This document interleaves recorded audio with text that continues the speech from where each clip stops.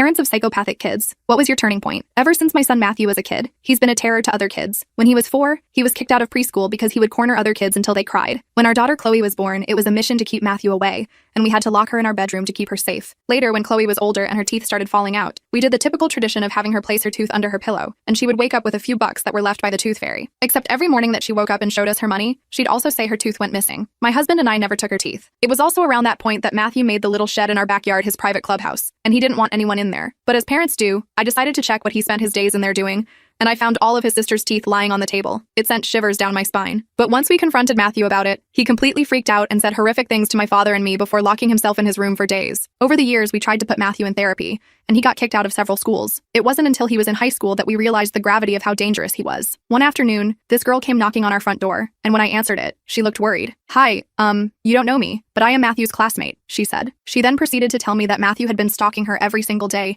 and she didn't know who else to turn to. Nobody was helping her, but she feared for her life. My heart dropped as I felt the fear in her voice, and I thanked her for letting me know while apologizing profusely. I told her that I would speak to him, but deep down, I knew that nothing I said would stop him. So that afternoon, once I spoke to him about the girl coming by, he exploded and started throwing chairs around the kitchen. I had to run to the master bedroom to hide from him. The last thing I heard him yelling was, "You're going to regret this. You know, you and everyone else in the world," before he ran off and locked himself in the shed. I didn't see him come out for the rest of the night, and after my husband came home, he was furious to see that the kitchen window had been broken by Matthew's outburst. "I'm going to speak to him. Maybe he will take it from a man," he said before going over to the shed. But the next thing I heard was a blood-curdling scream from my husband. I ran over to see what happened, but he had fallen over on the floor and was crying. "Don't look," he said, but I ran over. And once I walked in, I saw Matthew's body. He had taken his own life. It was a terrible day, and our entire family had extensive therapy for years afterward. But something I have never admitted out loud to anyone is that I sometimes feel happy for the way things ended, because otherwise, I can't even imagine the number of people he would have made suffer throughout his lifetime.